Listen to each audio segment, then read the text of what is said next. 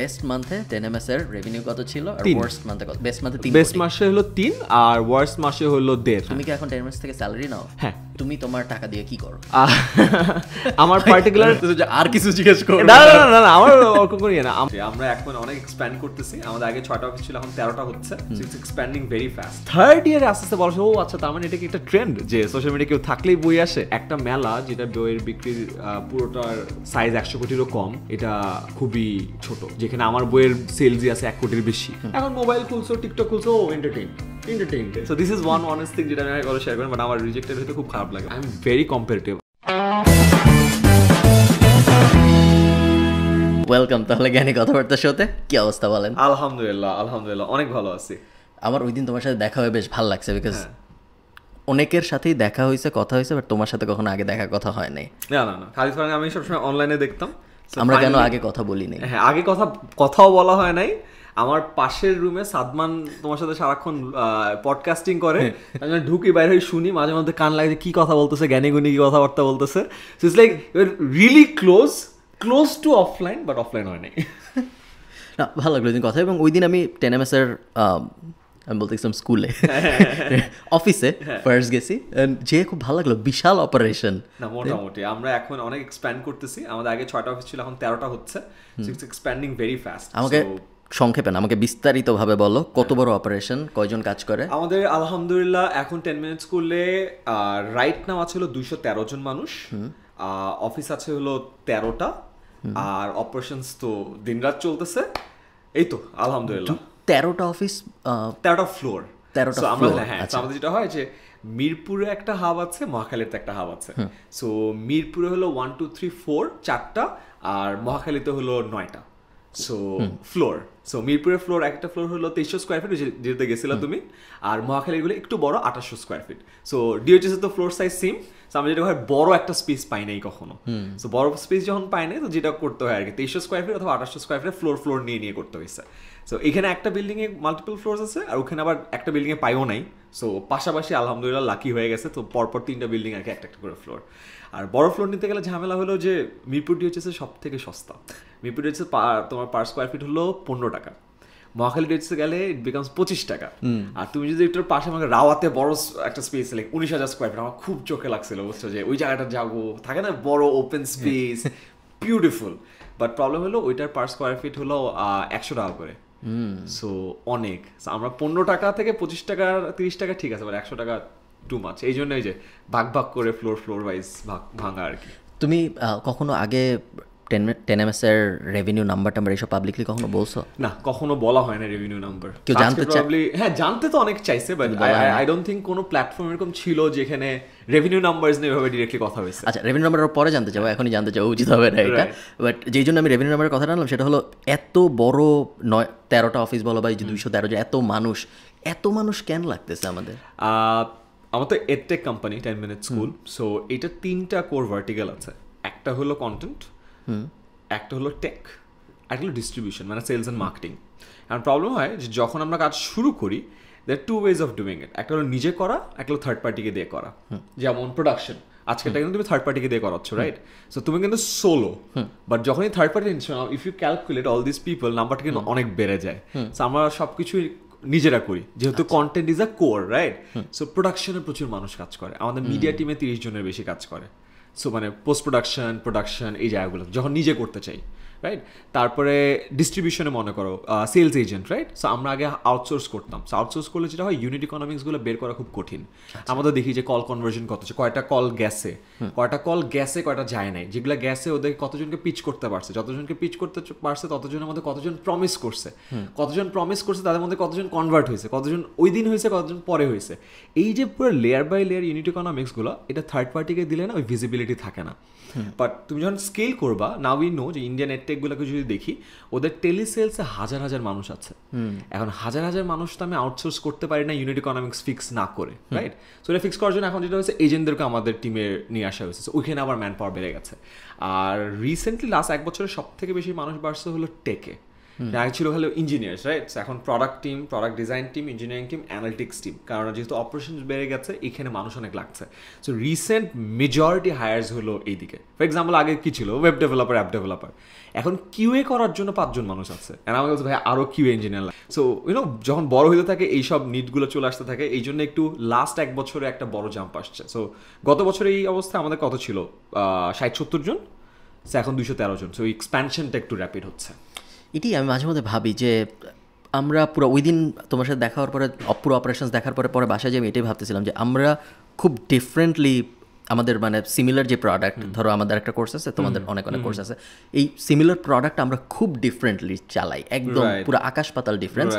আমার কোর্স সাইডে কেউ নাই মানে লিটারালি কেউ নাই, আমি অ্যাপ্রুভ করি স্টুডেন্টদের, জিরো কেউ নাই, এবং কোনো সমস্যা হয় না, খুব ভালো প্রফিট মার্জিন থাকে। ধরো নভেম্বর আমরা 2.5 কোটি টাকা কোর্স বেচি, আমরা হ্যাপি, কারণ ধরো 90% প্রফিট, বা টেকের খরচ বাদ দিলে basically profit.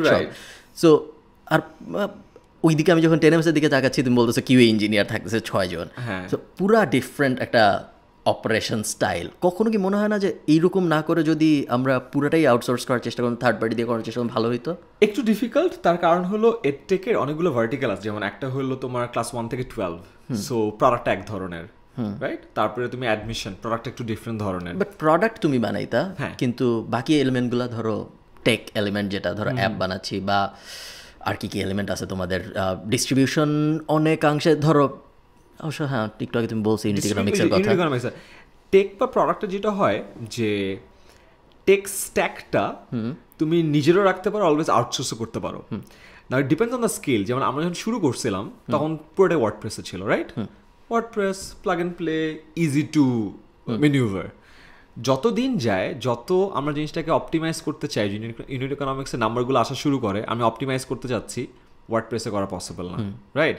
So for example আমাদের একটা কোর্সের যদি ধরি, যে এসএসসি বা এইচএসসির যে কোর্সগুলো আমাদের আছে, ল্যান্ডিং পেজে যতগুলো মানুষ আসে তার মধ্যে মোর দেন 20% মানুষ ক্লিক করে ল্যান্ডিং পেজে আসার আগে চলে যায়। কেন? বিকজ লোড টাইম বেশি। আচ্ছা, এখন ওয়ার্ডপ্রেসে যেটা হয় যে অনেকগুলো প্লাগইনসগুলো থেকে যায়, রাইট? সো ওই টেক ডেটটা সরানো খুব ডিফিকাল্ট হয়ে যায়। বাট যখন আমরা দেখি যে আচ্ছা 20% মানুষ ক্লিক করতেছে বাট জাস্ট ঢুকতেছেই না, কেন? বিকজ যে লোড টাইম, এতক্ষণ ওয়েট করে চলে গেছে। So we can actually work on it. আচ্ছা ঠিক আছে, লোড টাইম কত, পেজের সাইজ কত, এত, আচ্ছা কীভাবে কমানো যায়, সেটা এটা। সো ওগুলো যখন করতে যাই তখন হয় কি, ওই যে থার্ড পার্টি এপিআই দিয়ে বা বিভিন্ন জিনিসপত্র স্ট্যাক করে না করে নিজেদের থেকে স্ক্র্যাচ থেকে করাটা বেটার হয়। আমি তোমার সাথে একমত, কারণ আমি একবার একটা অ্যাপ বানাইতে গেছিলাম অডিও ইন্ডাস্ট্রির জন্য, এবং পুরোপুরি একটা ফেইল্ড প্রজেক্ট ছিল। পুরো আমি মেইনলি আইডিয়াটা ছিল যে মানুষ অডিও বুক কিনতে পারবে অ্যান্ড বাংলা পডকাস্ট মানুষ লোড করতে পারবে, স্ট্রিম করে শুনতে পারবে। অ্যান্ড মোটামুটিভাবে আমরা যে খুব বেশি টাকা পয়সা ইনভেস্ট করছি এরকম না, 10-12 লাখ, গ্র্যান্ড স্কিম অফ থিংসে খুব বেশি না। বাট যে প্রোডাক্ট, ওটাও থার্ড পার্টি দিয়ে করা ছিল, আমরা নিজেরা করি নেই। বাট রেজাল্ট যেটা ছিল ওই সময় আমার শুধুমাত্র একবার মনে হয়েছে যে যদি থার্ড পার্টি দিয়ে না হলে পুরাটা ইনহাউস হইতো, তাহলে প্রবাবলি প্রোডাক্টটা বেটার হইতো। সিম্পল এক্সাম্পল, আমরা যে কেউ চাইলে কিন্তু একটা থার্ড পার্টি প্লেয়ার দিয়ে ওয়ার্ডপ্রেসে একটা নেটফ্লিক্সের মতো সাইট বানায় ফেলতে পারি। লিটারেলি টাকাও খরচ করা দরকার না, একটা ফুল স্ট্যাক ডেভেলপারকে আনো, বলা যে জেডাব্লিউ প্লেয়ার বা ভিমে কোনো একটা প্লেয়ার প্লাগ ইন করো, ওয়ার্ডপ্রেসে একটা সিমিলার একটা ইউআই টেমপ্লেট নাও, দিয়ে ছেড়ে দাও। And compare to that Netflix, right? তুমি যদি এমন একটা মানুষকে আনো যে নেটফ্লিক্সও চিনে না, এটাও চিনে না, ও দুইটার এক্সপিরিয়েন্সে কিন্তু খুব একটা বুঝবে না। বাট যখন ইউজ করা শুরু করবে তখন ছোট ছোট জিনিস সে ওই যে কেন নেটফ্লিক্স বেটার, ওই জিনিসটা বের হয়ে আসে। সো ওইটা একটা পার্টিকুলার সেগমেন্টের পর আমরা বুঝে গেছি যে না, এখন আর পসিবল না। সো তারপরে যেটা হয় যে নিজেরা করা শুরু করছে আর কি। বুঝলাম। তোমার কোর স্ট্রেংথ আসলে কি? ধরো তুমি কিউএ টেস্ট নিয়ে কথাবার্তা বলতেছো, বা লাইক ওই যে অ্যাপের যে এক্সাম্পলটা আমি দিলাম ওটা যখন করছি, বা ইভেন যখন আমি আমাদের স্মল স্কেলে আমাদের কোর্সের সাইডে জিনিসপত্র করছি, মেইন প্রবলেম যেটা হয় সেটা হলো আমি ডেভেলপারদের সাথে কথা বলতে আমার বেশ কষ্ট হয়, লাইক বুঝাইতে। প্লাস আমি যেহেতু বাংলাদেশি ডেভেলপারদের সাথে তো কাজ করি না, সো ধরো ডেভেলপার বসে আছে ইউক্রেনে, তাকে বোঝানোটা আমার বেশ কষ্টসাধ্য। ওর কখনো কখনো উল্টা হয়, ধরো ডেভেলপার বসে আছে মনে করো পাকিস্তানে, ওর ইংলিশ আমার থেকেও খারাপ যখন হয়, তখন আবার উল্টা সমস্যা, তখন ওকেও বুঝাইতে আমার বেশ কষ্ট হয়। তো এই যে তুমি মানে টেক ওয়ার্ল্ডটা বুঝলা কেমনে? ওয়ার্ডপ্রেস সবাই জানে, বুঝলাম। ওইটা আমার স্ট্রেংথ বলি, আমার টিচার, মানে আমার কোর স্ট্রেংথ বা আমার কোর পরিচয় যদি বলি যে আমি টিচার। এখন টিচার হওয়ার জন্য আমার স্ট্রেংথ কি? কন্টেন্ট বানানো। অ্যান্ড কন্টেন্ট বানানোর সাথে একেবারে অঙ্গাঙ্গিভাবে জড়িত কন্টেন্ট ডিস্ট্রিবিউশন, রাইট? সো আমি বলবো content and distribution is my strength, tech is not my strength. আমি কিন্তু টেকই না, আমি নট আ ডেভেলপার, আমি কিছুই না।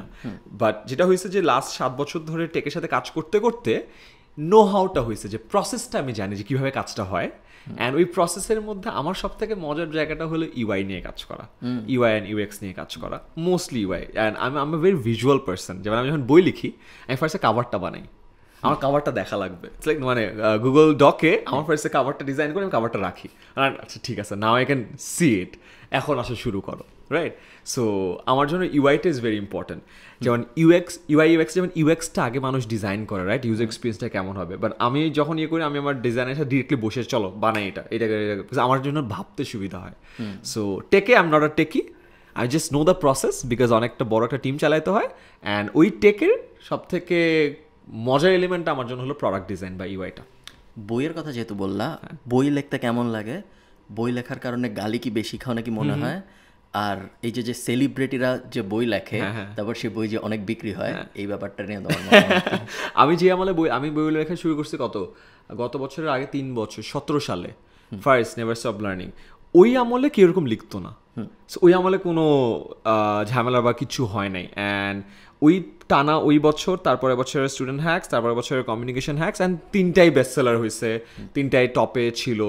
সো ওই প্রথম বছরে একেবারে কিছু হয় না, সেকেন্ড বছরে আরও কিছু মানুষ আসছে, তো তখন এটা হালকা হালকা বলা শুরু হয়েছে।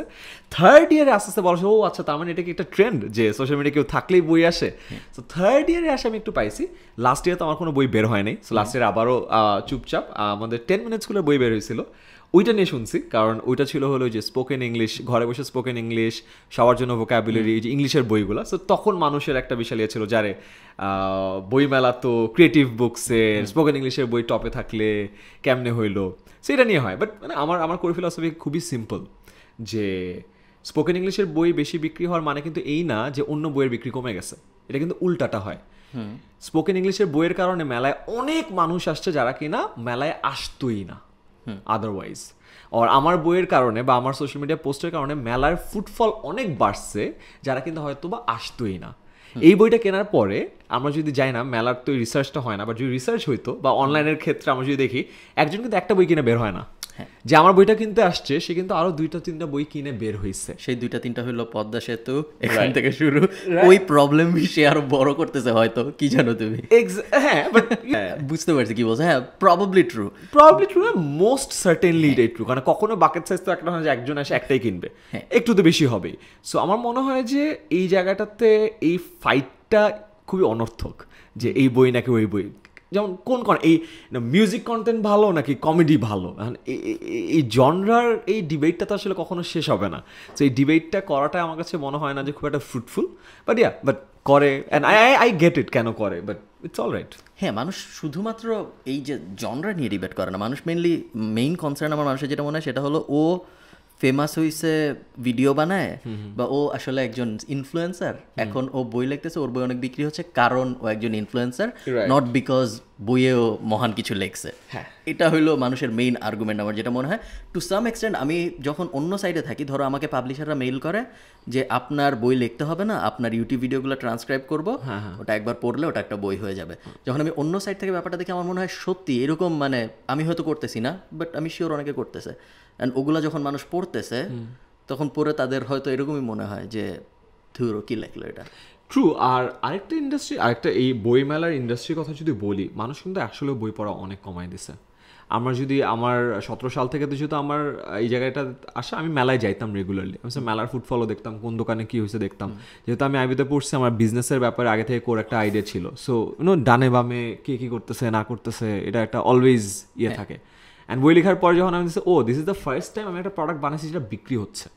17 আগে তো আমার কোনো প্রোডাক্ট কখনো বিক্রি হয় নাই। আমি অন্যের প্রোডাক্টের মার্কেটিং করছি, বাট নিজের কোনো প্রোডাক্ট বিক্রি করি নাই, রাইট? 10 মিনিট স্কুল কত পুরানো? 10 মিনিট স্কুল হলো 2014 সালে শুরু, অফিসিয়ালি 15 সালে পেন অন পেপারে আর কি ট্রেড লাইসেন্স সহ শুরু, 14 সালে শুরু হয়েছে। বাট তখন তো আমাদের কোনো পেইড প্রোডাক্ট ছিল না, রাইট? সো 17 সাল ইজ দ্য ফার্স্ট ইয়ার যেখানে আমার একটা প্রোডাক্ট গেছে যেটা মানুষ টাকা দিয়ে কিনতেছে। সো ফার্স্ট টাইম আমি দেখলাম, this is how sales works, this is how marketing works, because টাকা আসতেছে, রাইট? তো তখন আমি আশেপাশে জিনিসটা দেখতাম। অ্যান্ড আমি জানি না বাইরে থেকে মানুষ দেখে কি ভাবে, বইয়ের যে পুরো ইন্ডাস্ট্রিটা আছে এই ইন্ডাস্ট্রিটা কিন্তু খুবই ছোট, খুবই ছোট। খুবই ছোট বলতে বইমেলায় বিক্রি হয়, বইয়ের বিক্রি কত হয়, 100 কোটিও হয় না। এর বিক্রির পুরোটার সাইজ 100 কোটিরও কম, এটা খুবই ছোট, যেখানে আমার বইয়ের সেলসই আছে 1 কোটির বেশি। সো আমি যদি একটা মেলায় 1% কন্ট্রিবিউটর হই তাহলে তো মেলাটা ছোট, রাইট? সো প্রবাবলি অন্য মেলায় গেলে আমার পার্সেন্টেজটা ছোট হইতো, বাট অ্যামাউন্টটা বড় হইতো। এটাই তো দরকার দিন শেষে, রাইট? যেমন বড় বড় স্টার্ট আপগুলোতে তোমার কোম্পানি বড় হয়, ফাউন্ডারের স্টেকটা ছোট হইতে থাকে। ওই যে বলে না যে তুমি কি 10 লাখ টাকার বিজনেসে 100% ওন করতে চাও নাকি 10 কোটি টাকার বিজনেসের 10% ওন করতে চাও, অ্যাজ সিম্পল অ্যাজ দ্যাট। আমার কাছে মনে হয় যে বাংলাদেশে বইয়ের ওভারঅল ইন্ডাস্ট্রিতে বা বই পড়ার যে ঝোঁকটা বা নাম্বারটা এটাই অনেক কম। সম্পূরক প্রশ্ন তাহলে হবে, বই পড়তেছে না কেন মানুষ? বই পড়তেছে না তার কারণ খুবই সিম্পল, মানুষ কষ্ট করে এন্টারটেইন হতে চায় না বা কষ্ট করে শিখতে চায় না, সহজে শিখতে চায়, সহজে এন্টারটেইন হতে চায়। সহজে এন্টারটেইন হওয়াটা অনেক সহজ হয়ে গেছে আগের তুলনায়। আগে এন্টারটেইন হওয়ার জন্য কি করা লাগতো? মুভিতে যাওয়া লাগতো, টিকিট কাটা লাগতো, লাইনে দাঁড়ায় যাওয়া লাগতো, বসা লাগতো, দেখা লাগতো, এন্টারটেইন হইতা।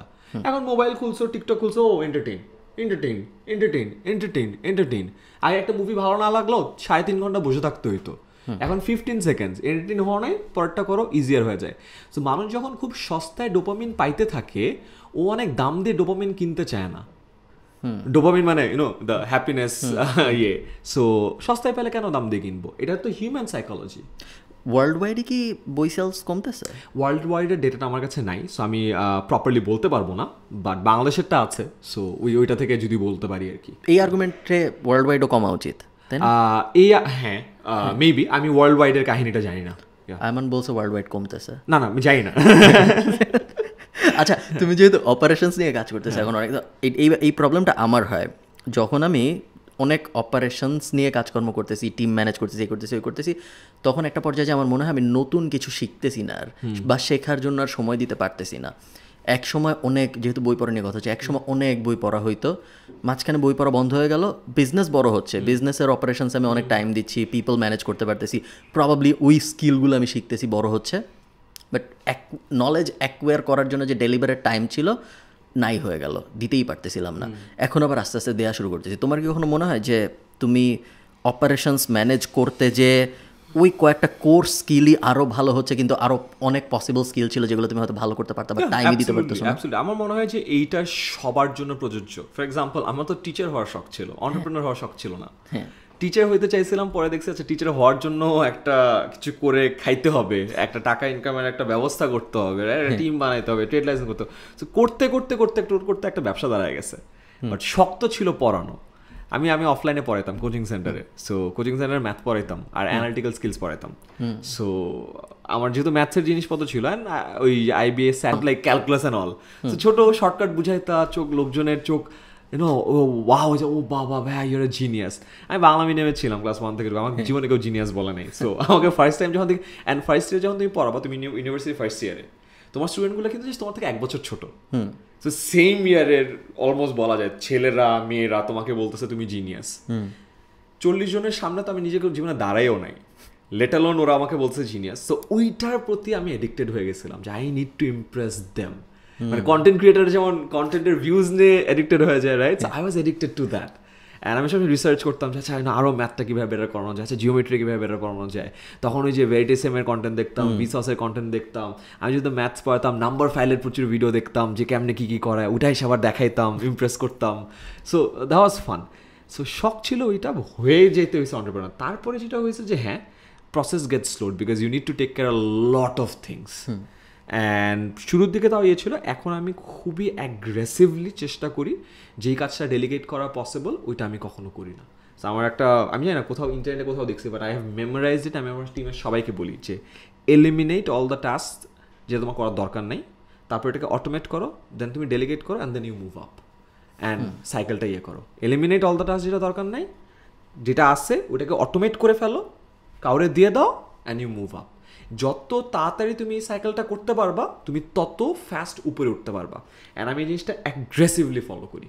আগে যেটা থাকতো যে আচ্ছা ডেলিগেট করছে কেমন হবে না হবে না, করতে হয়, করতে কষ্ট হয় ডেলিগেট?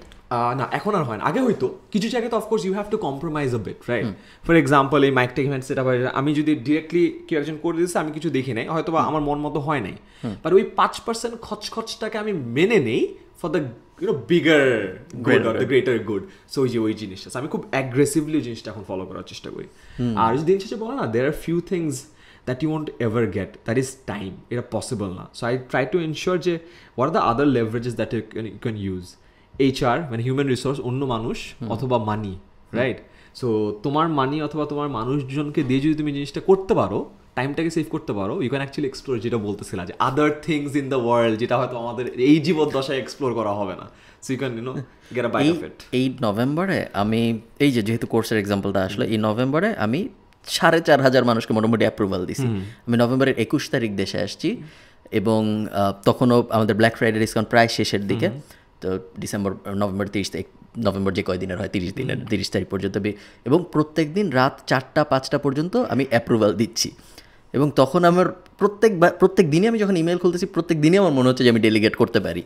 কিন্তু এই ডেলিগেট করার যে ভয়টা, যে ডেলিগেট করব, ও অ্যাপ্রুভাল দিবে, আমি জানি লজিক্যালি, আমি বুঝতেছি যে আমার ডেলিগেট করা উচিত, 4,500 অ্যাপ্রুভাল দেওয়ার কোনো মানে নেই, কিন্তু দিতে বেশ কষ্ট হয়, একটু কষ্ট হয় শুরু, এটা সবার। তুমি যেদিন দিয়ে দিবা, তারপরের দিন যেন হ্যাঁ একটু আগে দেওয়া উচিত ছিল, রাইট? সো ইয়া, বাট এটা আমি আমার টিমের লিডদেরকে সবাইকে বলি, eliminate, automate, delegate, move up, or else you won't move up. Because আমি দেখছি যে আমার লাইফের 10 মিনিটসগুলো আমার বৃহত্তর একটা সময় যে মানুষকে ফিডব্যাক দিতে।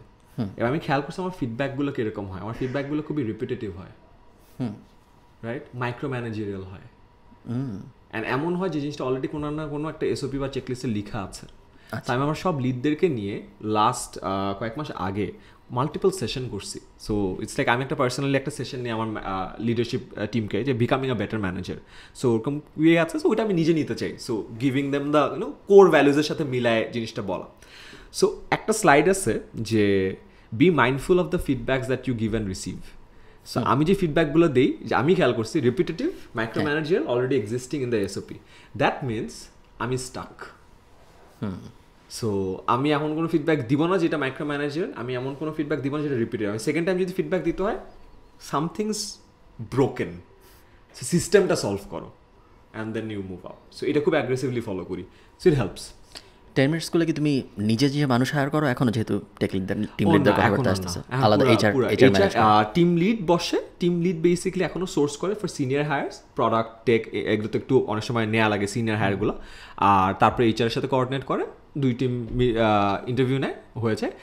Unless it's a senior role, like যেমন আমরা কিছু সিনিয়র রোলে লিখছি, লাইক ব্র্যান্ডিং, যেমন রাফসান আমাদের ব্র্যান্ডিং লিড হিসেবে জয়েন করছে, সো ওরটাতে আমি ছিলাম। অ্যান্ড আমি যেগুলোতে বসে, ওগুলো খুব একটা ইন্টারভিউ হয় না, সো যেহেতু একটু senior role, more of a discussion, what you think, হবে নাকি, হোয়াট ইউর প্ল্যানস, যে টেন মাসে কী করতে চাও, বা তোমার লাইফের অ্যাসপিরেশনস কী, so more of a adda আর কি। রাফসানের কথা থেকে মনে হইলো, মোটামুটিভাবে আমি যতজনকে চিনি এই এডটেক স্পেসের বলো বা ইন জেনারেল সেলিব্রিটিস যারা আছে, মোটামুটি সবাই 10 মিনিট স্কুলের সাথে কাজ করার জন্য পাগল। আলহামদুলিল্লাহ, that's a good sign, very good sign. আমরা এখনো পারফেক্ট না, বাট আমি অনেক চেষ্টা করি এই জিনিসটা করার। স্পেশালি আমি দেখি যে বাইরের দেশগুলোতে তারা অনেক চেষ্টা করে মানুষজনকে ধরে রাখার। আমি দেখি বাংলাদেশে মানে যেহেতু আমি কোম্পানির ওনার, মালিক পক্ষের না একটা ইয়ে থাকে যে না আমি চাকরি দিছি, আমার ইয়েতে এতগুলা পরিবার চলে। আমি কাইন্ড অফ এটা উল্টাভাবে দেখি যে ও আমার জন্য কাজ করতেছে, আমার কোম্পানির জন্য, so I need to make him impressed যে এইটা কেমনে করা যায়, এটা করা যায়। সো লাস্ট 1 বছরে এরকম অনেক সিনিয়র হায়ারের ক্ষেত্রে বেসিক্যালি তুমি ইন্টারভিউর কথা বলো না, অ্যাকচুয়ালি আড্ডার ক্ষেত্রে যদি বলি কে বেশি প্রেশারে থাকে, আমি বেশি প্রেশারে থাকি, আমাকে ওকে ইমপ্রেস করতে হবে আসার জন্য। ইটস মোর লাইক আমি ইন্টারভিউ দিচ্ছি, ওকে আদর করতেছি যে বাবা আসো আসো, সো আদার ওয়ে অ্যারাউন্ড। মাশাআল্লাহ, ইউর ভেরি হাম্বল। এরকম না হইলেও হইতো, আমি যদি ওরকম জায়গায় থাকতাম আমি মনে হয় না এত হাম্বল থাকতাম। এমনিতেও আমি মানুষ হিসেবে কম হাম্বল, ওটা একটা কারণ হইতে পারে, বাট ইন জেনারেল আমার মতো ব্যাপারটা চলে আসতো যে পাবোই তো আরো কয়েকটা। হ্যাঁ, বাট বুঝো আমি বড় বুঝছো তো বুঝি পয়েন্টটা, যে আরেকটা জিনিস আমি শিখছি বাইরের বেশ কিছু কোম্পানিতে যাওয়ার পর, অ্যান্ড স্পেশালি যেহেতু আমাদের ইনভেস্টাররা আছে, ওদের যে মিটিংগুলোতে ওরা সবসময় একটা জিনিসের কথা বলে যে hire the best people. So আমাদের যেটা হয়েছে লাস্ট অনেক বছরে, যেহেতু আমাদের অ্যাফোর্ডেবিলিটি ছিল না, সো আমরা অনেক সময় আমরা আসছি যাকে দিয়ে কাজ করা যায় ওকেই নেই। আমরা না কখনো বেস্ট মানুষটাকে রিচ আউট করার সাহসই করতাম না, রাইট? সো আমরা যেমন এখন ইউনিলিভার থেকে মানুষ নিয়ে আসছি, যে আমাদের হেড অফ সেলস ইউনিলিভার ছিল, ওকে নিয়ে আসছে। আফসান গ্রেতে কাজ করে, লাইক বেস্ট এজেন্সি, ওকে নিয়ে আসছে আমাদের ব্র্যান্ডিং এতে, মানে সব ভালো ভালো। আগে এইসব জায়গায় কিন্তু আমরা নক করার সাহস পাইতাম না। ওখানে যে আমি শিখছি এই জিনিসটা, যে সাহসটা দরকার। অ্যান্ড ফার্স্ট টাইম তুমি নিতে পারবা না, রিজেক্টেড হবা। সো যে কারণে আমি বলতেছি এটা আমার ইন্টারভিউ, বিকজ আমাকে তো রিজেক্ট করে, রাইট, আসতে চাচ্ছে না। But once you get one Unilever যে কিনা 10 মিনিট স্কুলে আসছে, একটা বিএডি থেকে যে 10 মিনিট স্কুলে আসছে, একটা গ্রে থেকে 10 মিনিট স্কুলে আসছে, তখন না তুমি যে ও এইটা বললে ক্লিক করে, এটা কোম্পানির কালচারটা বেটার হয়ে যায় ওভারঅল। সো এইটা শিখছি। কিছু রিজেকশন লাইফে ভালো কাজে দিচ্ছে, that's a good thing. Reject হলে কি খারাপ লাগে? হ্যাঁ, আমার খুব লাগে, এখনো লাগে। আমার এখন লাগে। I am very competitive. আমার ইভেন স্পোর্টসে, ও এটা বলা উচিত, কেউ জানে না, সুপার কম্পিটিটিভ। আমার ফর এক্সাম্পল, তুমি ছাতা লাগিয়েছো না, তার উপরে ছাদে ব্যাডমিন্টন আছে। আমি যদি একটা ব্যাডমিন্টন ম্যাচ হারি, আমার প্যারা লাগে। আমি আমার খেলা কালকে ইউজুয়ালি কম হারি, আমি মোটামুটি 10 MS one of the good players আর কি। সো খেলতেছে, কালকে আমার খেলার পর আমি প্র্যাকটিস করছি আরো আধা ঘন্টা চাপ মারা, যে হচ্ছে না। তারপরে কিছুদিন আগে আমি ব্যাডমিন্টন র্যাকেট কিনে আনছি। সো আমাদের ইউজুয়ালি 1-1.5 টাকার র্যাকেট আছে, তাই আমার ভালো র্যাকেট লাগবে। সো গুলশান ডিসি মার্কেটে গেছিলাম, 10,000 টাকার র্যাকেট, ইয়নেক্সের অরিজিনাল, জানি না অরিজিনাল দিছে কিনা, পরে 5,500 টাকা দিচ্ছে। I am very happy. তারপরে আমি এখন ব্যাডমিন্টনের ভিডিও দেখা শুরু করছি, যে ইউনো। সো আমার হারতে বা রিজেক্টেড হইতে অনেক খারাপ লাগে। আমি শো করি না যে খারাপ লাগে, বাট পডকাস্টে বলি, যেহেতু পডকাস্ট বলছো অনেস্ট হইতে, so this is one honest thing যেটা আমি শেয়ার করি। বাট আমার রিজেক্টেড হইতে খুব খারাপ লাগে। অলদো আমি বলি রিজেক্টেড হওয়া ভালো, বাট আমার খুব খারাপ লাগে। হ্যাঁ, খারাপ লাগলেও ব্যাপারটা ভালো। তোমার কি মানে এই জন্য খারাপ লাগে কারণ তুমি জানো যে, লাইক ফর এক্সাম্পল, আমি যদি আমার কোম্পানির মানুষজনের সাথে বা ইভেন আমার ফ্রেন্ডদের সাথেও যারা আমাকে কোনো একটা স্পেসিফিক কাজের জন্য রেসপেক্ট করে, ধরো এজেন্সি চালাচ্ছে এই জন্য রেসপেক্ট করে, কিন্তু ফুটবল খেলতে যে আমি হারলাম, মনে হয় যে এজেন্সির কাজের জন্য রেসপেক্টটা কমে যাবে কারণ ফুটবলে হারতেছি, এরকম কিছু মনে হয়? এটা না, it's like I want to Impress them with my football skill as well. Okay, right. For example, কিছুদিন আগে একটা টুর্নামেন্ট, যে ইনফ্লুয়েন্সারের ফুটবল খেলো না পাঠাওয়ারিয়াতে, সো আমার কথা যাওয়ার কথা ছিল, আমি ইন্ডিয়াতে ছিলাম, সো তখন কোঅর্ডিনেট করতে পারি না, সো আমার টিম ছিল না। সো সাকিব বিন রশিদ খেলছে, সো আমি একদিন কল করছি, যে ফ্রাইডে রাইট 5:30, সো আমার একটা স্লট আছে, সো আমি বের হয়েছি, সেম টাইমে ফুটবল ম্যাচ ছিল। আমি শুভকে জিজ্ঞেস, তুই কি আসিস? বলে হ্যাঁ দোষ আসি। আচ্ছা ঠিক আছে, আমি আসতেছি। আমি ওর টিমে খেলছি, অ্যান্ড গেস ফার্স্ট সিজন খেলছি, ওর টিমের ছেলে পেলে আমাকে পাস দিচ্ছে না, কারণ আয়মান সাদিক টিচার, ও কি খেলবে সিনিয়র মানুষ, তো পাস দিচ্ছে না। সো তো ফার্স্ট টাইম বল পাইছি, এটার ভিডিওতে আছে, আমাকে এখন রেকর্ডিং দিচ্ছে না। ফার্স্ট বল টাচ করছি, একটা ঘুরাইছি, মারছি, গোল। সো ওরা, ও আচ্ছা পারে। তো ওদের ক্যাপ্টেন বলছে, আই ভাইরে বল দে, ভাই প্লেয়ার আছে, বুঝছো? তারপরে বল দেওয়া শুরু করছে, ফাটায় গোল টোল দিছি, আর যেটা শুট টুট করছে, চিয়ারটে করছে, সবাই অনেক অবাক। অ্যান্ড ওই যে দেখো, আমার ছোটবেলায় যে অ্যাডিকশনটা ছিল, যে মানুষজনকে ম্যাথ দিয়ে ইমপ্রেস করছে, অবাক হয়েছে, আই থিঙ্ক ওই অ্যাডিকশনটা এখনো আছে। It's sometimes it's maths, sometimes it's football, so I love that. So it's fun. ওই জন্য হারতে ইচ্ছা করে না, বাট আমার ফাইনালে হারছি। আর আমার খুব মেজাজ খারাপ হয়েছে। আমার ফার্স্ট ম্যাচে 3-0, পরটা 4-0, তারপরটা 6-0। আমার তো ফাইনাল এমনি জিতবো ছিল না। সো ফাইনালে ওরা কোনো 0-0, 0-0, পরে পেনাল্টিতে যায় হেরে গেছে। আমার খুব মেজাজ খারাপ, বাট সামনাসামনি দেখেছে, no problem, no problem, it was a good match, এটা ওইটা। বাট আমার পেনাল্টিতে হারা না, ওটা ড্র। হ্যাঁ, মানে আমি খুব, আমার হারতে ভালো লাগে না। So this is one. But হারাটা লাইফে জরুরি, ইট ইজ টু, এটাই বলি যে হারাটা জরুরি, রিজেকশনটা অনেক জরুরি। রিজেক্ট হইতে যে ভালো লাগে না, ওই ব্যাপারটাও জরুরি, ওইটাও অফকোর্স, না হলে তো হাঙ্গারটা থাকবে না। আমি আমার লাইফে স্পন্সরশিপে বাংলাদেশে মনে হয় একটা সিঙ্গেল কোম্পানি, ছোট কোম্পানিতে প্রচুর টাকা আনছে, 10 কোটির বেশি টাকা আনছে স্পন্সরশিপ থেকে। বাট ইউ নো যে একটা স্পন্সরশিপের একটা পাইতে গেলে কতগুলো রিজেক্টেড হতে হয়, right? And my 5 years of starting life of my entrepreneurship was this rejections, and it was brutal, খুবই ব্রুটাল, খুবই বাজে, বাট ইট ওয়াজ নেসেসারি। এটার কারণে অনেক শ্যাকল ভেঙে ফেলছি। সো আমার আর ওই প্যারাটা নাই। হ্যাঁ, গেছি, পিচ করছি, হইলে খুবই ভালো, না হইলে খুবই মেজাজ খারাপ, আর it's all right. I shrug it off and I'll go again to pitch it. So ওই জিনিসটা দরকার আছে। ফুটবলের ওই সময় বলতাম এই সম্পূরক প্রশ্ন, তারপরে আমি এই পয়েন্টে আসতেছি, সেটা হলো, তোমার কি মাঝে মধ্যে মনে হয় যে এখন একটা পর্যায়ে তুমি চলে আসছো যেই কারণে ইভেন ডুইং একদম bear minimum is good enough for a lot of people. Like ধরো তুমি যদি গোল দিতে নাও পারতা, তুমি যদি জাস্ট একটা ভালো কাটাইতা, তাতেও মানুষ অনেক ইমপ্রেস হয়ে যেত বিকজ তুমি অনেক হাইলি রিগার্ডেড এনিওয়েজ। হ্যাঁ, যে টিচার বাট ভালোই তো খেলে। ওই দিন আমি স্ট্যান্ড আপ কমেডিতে যে হ্যালো সবাইকে বলছি, এরপর মানুষ 10 মিনিট হাসছে। এত ফানি তো কিছু বলি না আমি ডেফিনেটলি। জাস্ট লাইক মনে হয় আমি বুঝতে পারবো না আর কখনো যে আমি আসলে কোনোদিন ভালো স্ট্যান্ড আপ কমিক হইতে পারবো নাকি।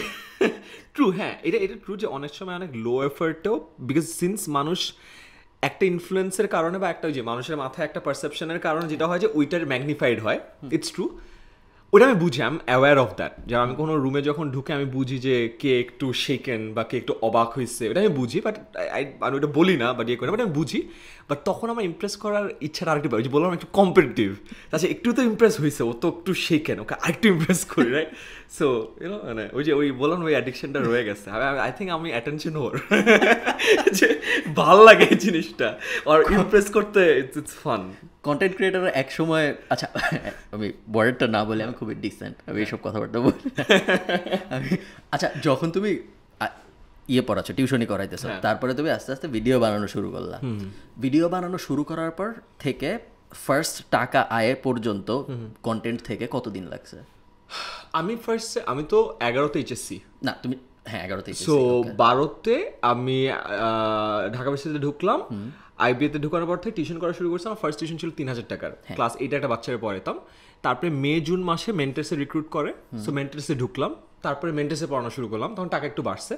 তারপর যেটা হয় 2-3 মাস পরে প্রাইভেট ব্যাচ শুরু হয় মেন্টার্সের।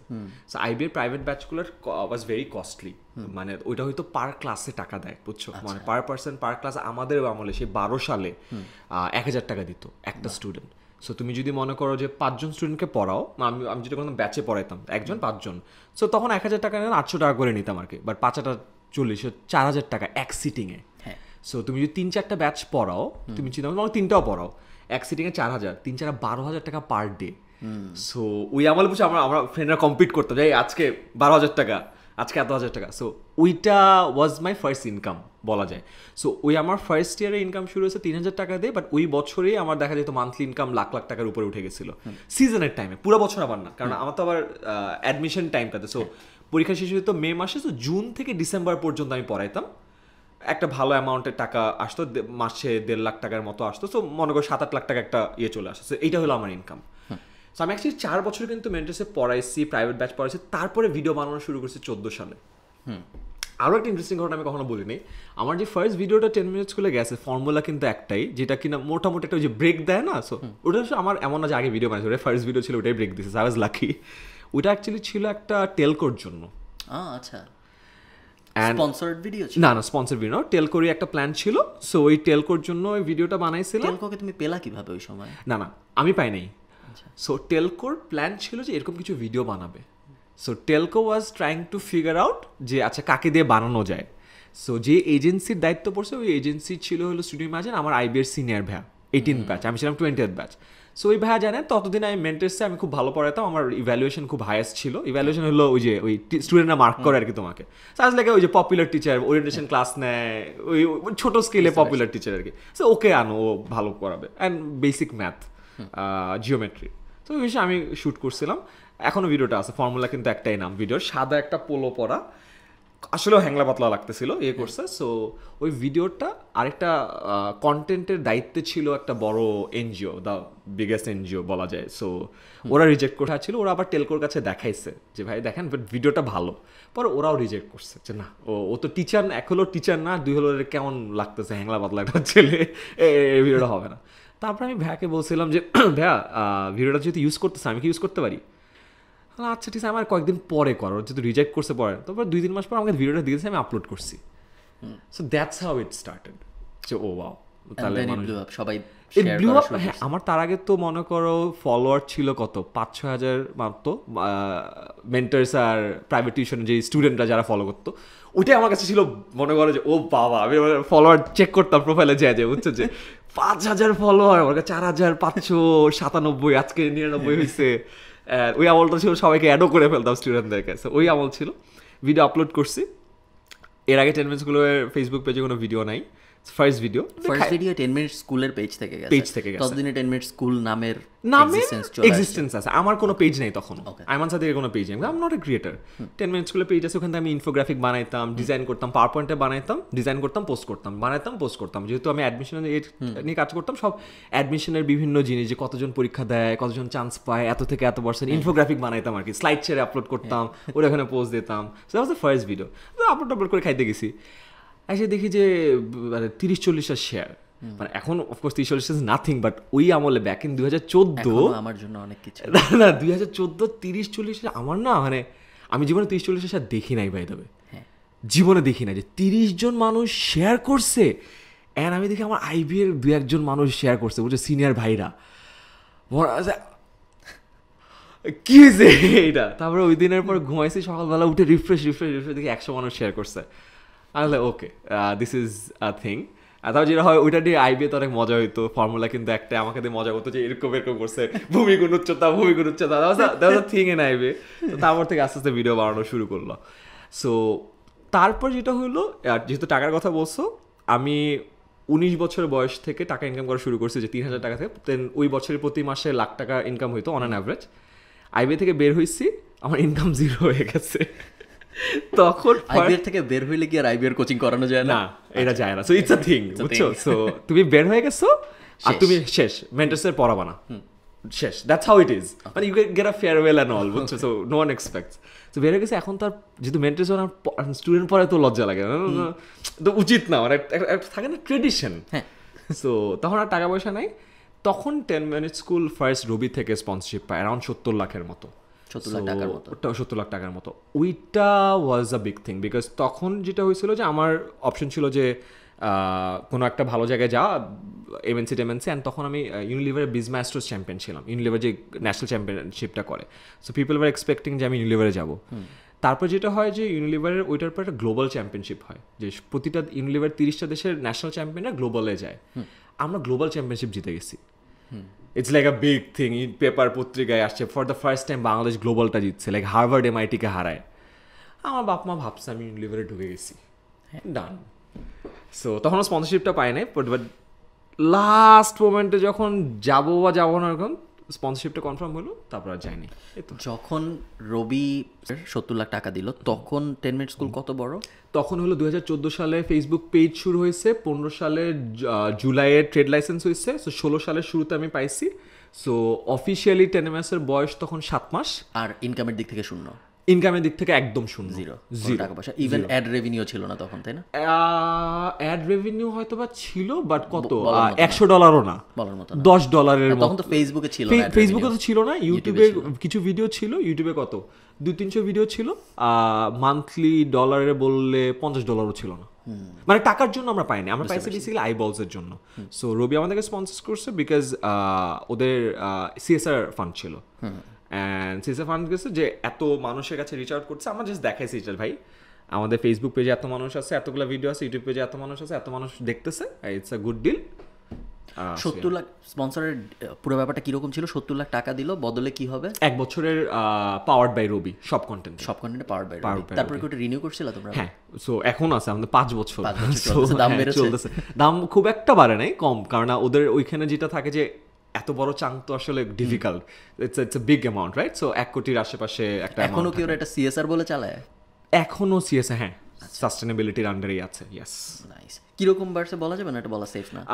এখনকারটা তো একটু সেফ না, বাট খুব একটা না, বললাম না 1 এর আশেপাশে, কারণ কারেন্টলি আমরা এগ্রিমেন্টে আসি। So I am not suppose two, নাহলে আমি এটাও বলে দিতাম। না বলতে হবে না, যেই জন্য আমি এটা ভাবতেছি, কারণ এত কমে যদি পাওয়া যায় তাহলে মোটামুটি আরো অনেকে আমি যারা ইন্টারেস্টেড, রাইট। বাট আমরা এখন ওই মডেলে তো নাই। সো আমরা জাস্ট এগ্রিমেন্ট শেষ হওয়ার জন্য ওয়েট করতেছি। So it's a successful exit for both of us.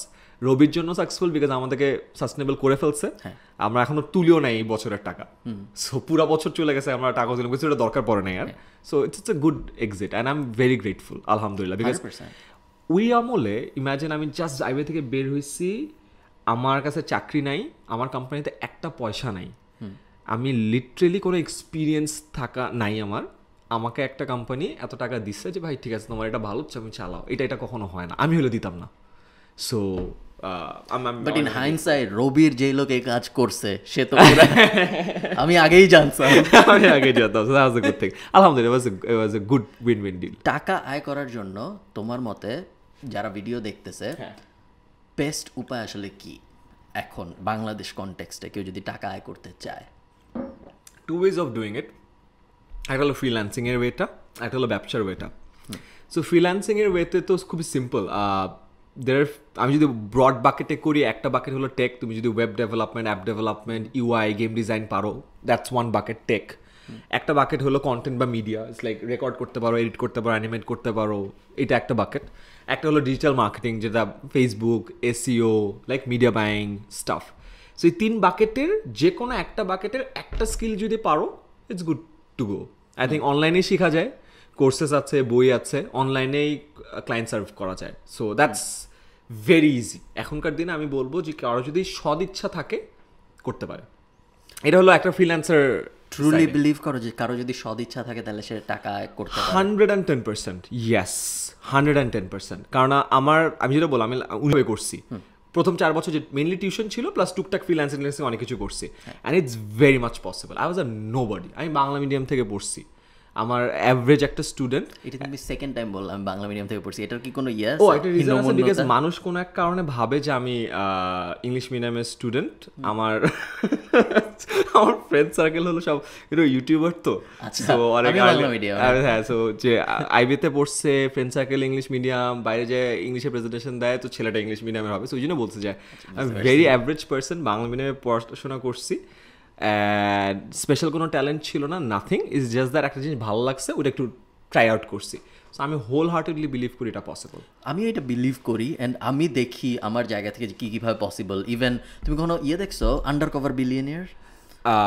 Grand কার্ডোনের একটা এপিসোড করছে বেসিক্যালি, সম্ভবত এটা ন্যাশনাল জিওগ্রাফির একটা শো।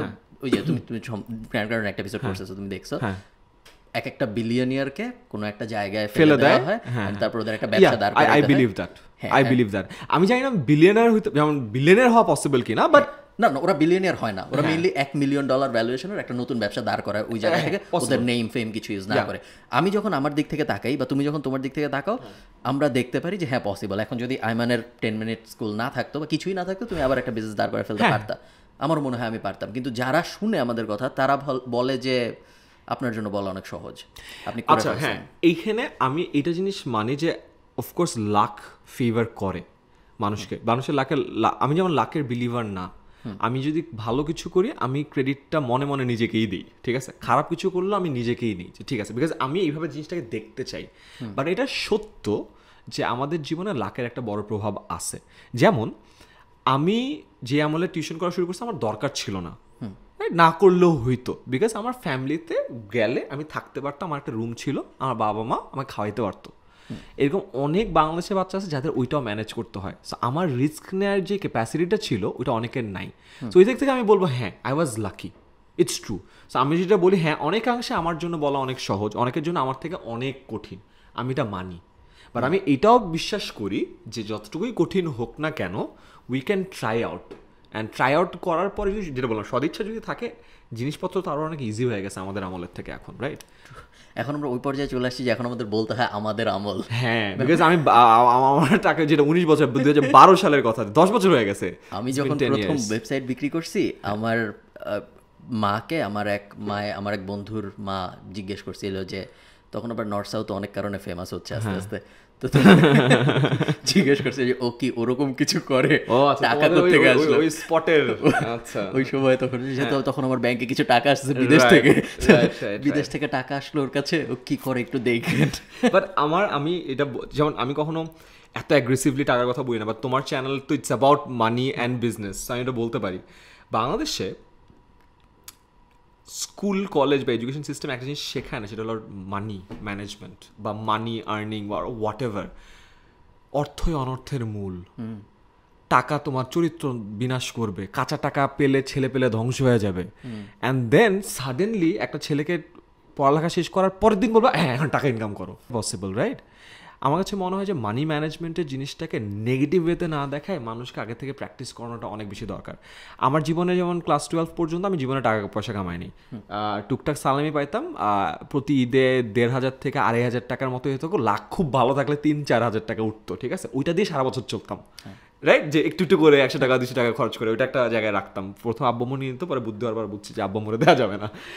ফার্স্ট টাকা ইনকাম করা শুরু করছি হলো 19 বছর বয়সে, যে 3,000 টাকা থেকে। আমার কাছে মনে হয় ওইটার পরে আমি নিজে অনেক রেসপন্সিবল হয়েছি, আমি বুঝছি টাকার মূল্যটা কোথায়, আমি বুঝছি টাকা ইনকাম করাটা কত কষ্টের, আমি বুঝছি যে এটা হেলা ফেলার বিষয় না। ওটার প্রতি আমার রেসপেক্ট বেড়ে গেছে, যারা টাকা ইনকাম করে ওদের প্রতি আমার রেসপেক্ট বেড়ে গেছে। So as a whole, as a person, you grow mentally, and তোমার এমপ্যাথি বেড়ে যায় টুয়ার্ডস অল দিস পিপল যারা টাকা ইনকাম করে। আমি তখন বুঝছি যে কেন এতদিন আমার বাবা আমি যা চাইছি কেন দেয় নাই, and I am so grateful for that. আমার কাছে মনে হয় মিডল ক্লাস পরিবারে জন্মগ্রহণ করা একটা বিশাল আল্লাহর নিয়ামত। কেন জানো? Because you get to earn things by your own, তোমাকে কিছু দিয়ে দেয় না। আমার এখনো লাইফে গাড়ি কিনি নেই, রাইট? সো যেদিন আমি গাড়ি কিনবো ওই দিন আমাকে it will be a thing যে আমি গাড়ি কিনছি, অলদো আমার শখ নাই গাড়ি কিনা, আমার জাস্ট সেইং আর কি, রাইট? কারণ আমার বাবার গাড়ি ছিল না, আমার বাবা আর্মিতে ছিল, আমার বাবার জীবনে গাড়ি কিনে নাই। আব্বু রিটায়ারমেন্টের পর সেকেন্ড হ্যান্ড গাড়ি কিনছে, এটা আমি আমার বাবার শেয়ার করি। আমার বাবারও নিড না, আমার মতো কারোর শখ নাই, বাট আমার যদি যেদিন কিনবো it will be a thing, right? বা যে মনে করে আগে থেকে গাড়ি টাড়ি কিনছে ও কিন্তু এই সুখটা কখনো পায় না, রাইট? সো বড় লোকের বাচ্চাদের ডোপামিন হিট করা অনেক কষ্ট, অনেক কঠিন। তুমি যত বড় লোক হবা তোমার সুখ কেনার খরচটা তত বেড়ে যায়, আর তুমি যত মিডল ক্লাস তোমার সুখ কিন্তু অনেক সস্তায় পাও। তো যেহেতু আমি মিডল ক্লাস পরিবারে জন্মগ্রহণ করছি, আলহামদুলিল্লাহ আমার শিক্ষা টিক্ষা হয়েছে, সো আমি ওইটা পার করে গেছি, অ্যান্ড আমি অনেক কম খরচে অনেক সুখ পাই আসছি, and you can go above and beyond whatever, but মানে সুখ পাওয়ার জোনটা আমাদের জন্য অনেক বড়। I agree. আমরা টাকা পয়সা নিয়ে আরও কথাবার্তা বলবো, বাট লাস্ট একটা মজার টপিক আছে যেটা তোমাকে জিজ্ঞেস না করলে মানুষের রাগ হবে। সেটা হইলো যখন কোনো কন্ট্রোভার্সি হয়, আমি জানি যে তুমি কন্ট্রোভার্সি ব্যাপারটা অনেক পছন্দ করো, তোমার সাথে হয় প্রায়, যখন কোনো কন্ট্রোভার্সি অন অ্যান অ্যাভারেজ বছরে একটা এখন তো পিআর টিম আছে এই বছর আমরা যখন রেকর্ড করতেছি, এখন আজকে ডিসেম্বর 23, আজকে 24 আর 7 দিন আছে, এই বছর এখনো কিছু হয় নাই, আই এম জাস্ট কাউন্টিং যে ওকে 2021 মনে হয় না তোমার কন্ট্রোভার্সিগুলো এত কি বলে রেলেভেন্ট থাকে যে আমার মনে হচ্ছে এই বছরই হয়েছে, মনে হচ্ছে না যে 1 বছর হয়ে গেছে, হয় না 1 বছর, গত বছরেরটা ও আল্লাহ। যখন কোনো কন্ট্রোভার্সি হয় এন্ড যখন তুমি জানো যে তুমি কিছুই করোনি, আগের দিন নর্মালি ঘুমাইতে গেছিলা, পরের দিন কন্ট্রোভার্সি, এমন না যে ঘুমে থেকে ওঠার মাঝখানে কিছু হয়েছে, গাছে উঠে যায়, তখন কেমন লাগে? খুবই প্যাথেটিক। আমার usually I am a very happy person, এবং আমি হ্যাপিনেসকে লাইফে সবার উপর ইন্ডেক্স করি, above and beyond money, way above and beyond money. And আমার ইউজুয়াল লাইফে যেমন খুব একটা এমন না থাকে না, অনেকে বলে না আমার লাইফে অনেক দুঃখ আছে, দুঃখ থেকে আমি বড় হয়েছি, আমার লাইফে আসলেও দুঃখ নাই, কিন্তু আমি হ্যাপি পারসন। বাট আমার লাইফে 3-4টা এরকম ওই যে পিয়ার ডিজাস্টার আর কন্ট্রোভার্সিসের টাইমটাও ছিল যেটা খুব খারাপ ছিল, মানে ওই 5 থেকে 7 দিন ডিজাস্টার, মানে মেন্টালি ফিজিক্যালি মানে খুবই স্ট্রেনিং ছিল। অ্যান্ড এমন হয়েছে যে সকালবেলা উঠছি, তারপর থেকে মোবাইলে এই ঘাটতে ঘাটছে, কিচ্ছু খায় নাই, লাঞ্চ হয় না, ডিনার নয়, 9:30 10টা পরে করছো, ওই টাইমগুলো খুবই ডিজাস্টারাস ছিল। অ্যান্ড এই কন্ট্রোভার্সি জিনিসটা না এমন যে তোমার এটা অভ্যাস হয় না, এটা অভ্যস্ত হন। যেমন কোম্পানির কাজ করতে করতে, কোম্পানির প্যারা খাইতে খাইতে না তুমি অভ্যস্ত হয়ে যাবা, তুমি নিতে পারবা, মানে থাকে না ব্যথা পাইতে পারবে, সহ্য করতে পারবা। কন্ট্রোভার্সি হলে আমার কাছে এক এক সময় এক এক ধরনের কন্ট্রোভার্সি পয়দা হয়, রাইট? এক এক অ্যাঙ্গেল থেকে আসে, এক এক ধরনের জিনিস হিট করে। সো এটাতে না প্রিপারেশন নেওয়ার বা অভ্যস্ত হওয়ার কোনো চান্স নাই।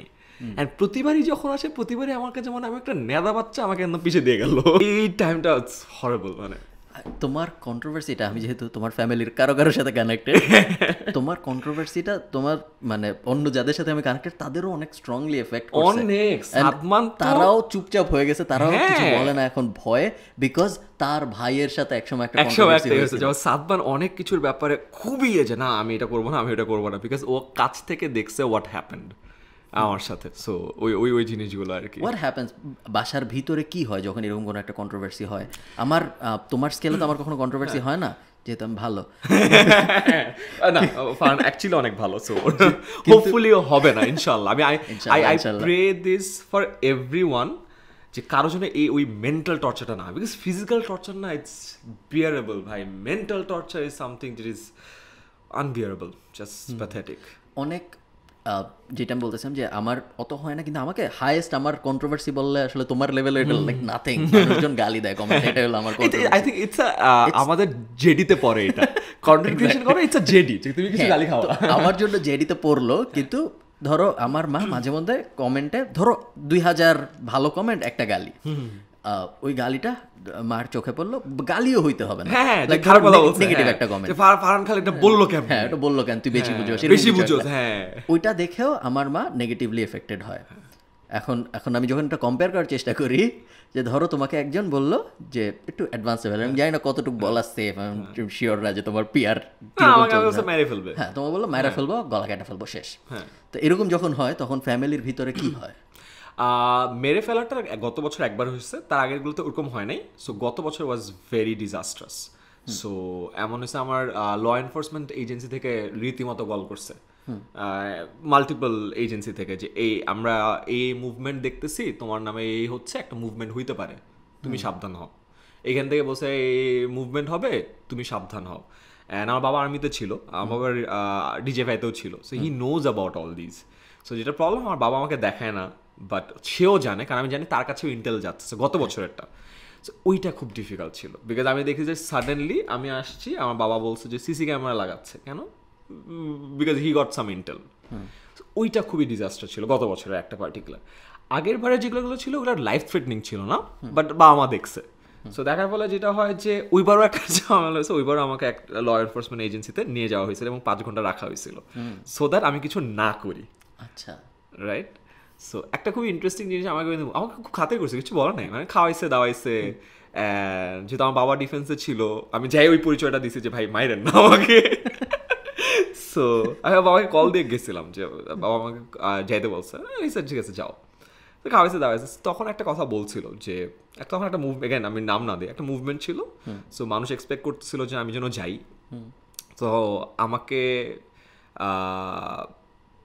বলা হয়েছিল যে না যাওয়ার জন্য, ওই ল এনফোর্সমেন্ট এজেন্সিতে অনেক কিছু বুঝাইছে, বাট একটা কথা বলছিল যে দেখো, আমরা যে কোনো একটা মুভমেন্ট যখন কন্ট্রোল করতে চাই তখন খুব ইজি আমাদের জন্য করা, যদি একটা মাথা থাকে।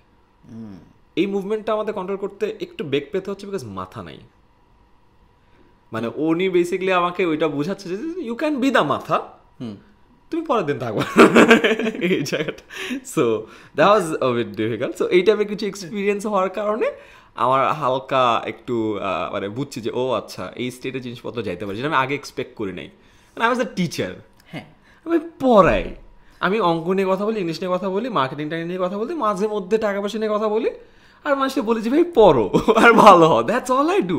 আমি কখনো ইমাজিন করি না যে এটার জন্য এই লেভেলের জিনিসপত্র হইতে হবে। আর আমার লাইফের যে 3-4টা জিনিস আমি পড়ছিলাম, কোনোটাতে আমি ডিরেক্টলি ওইখানে মাঠে উপস্থিত ছিলাম না, আমি মাঠের বাইরে থেকে একটা গোলে এলাকে দাম।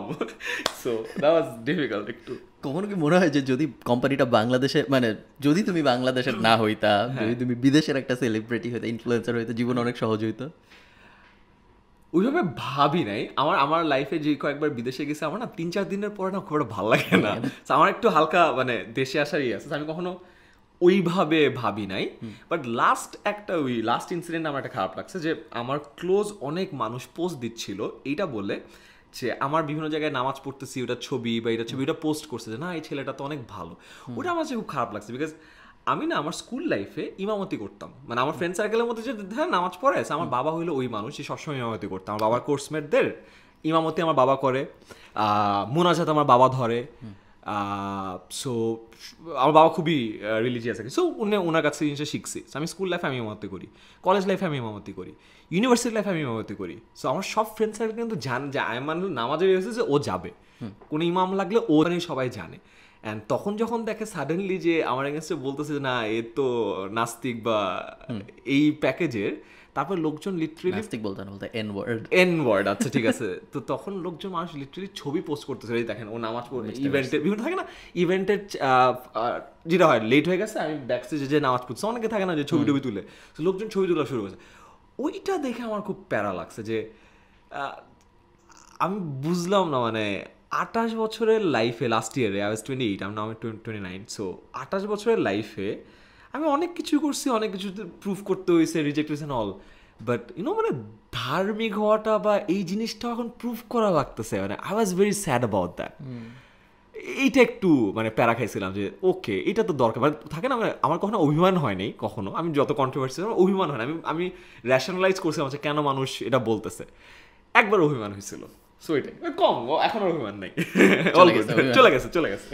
ওকে, হ্যাঁ, এখন আমরা হ্যাপি ব্যাপার স্যাপার নিয়ে কথাবার্তা বলি। সেটা হলো টাকা পয়সা।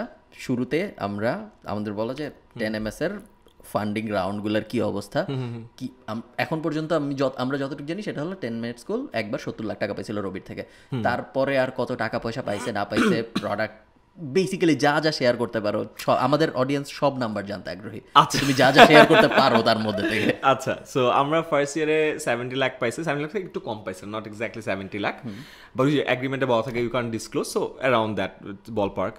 তারপর থেকে অ্যারাউন্ড আমরা 1 crore আশেপাশে টাকা পাই রবি থেকে, অ্যান্ড আমরা আরও অনেক স্পন্সর পাওয়া শুরু করি 16 সালের পর থেকে। আমাদেরকে ইউনিলিভার, ওয়ালটন, বিভিন্ন ব্যাংক, আইডিএলসি, আইপিডিসি অনেকে স্পন্সর করে, সো ওখান থেকে আরও কয়েক কোটির মতো পাইছি প্রতি বছর।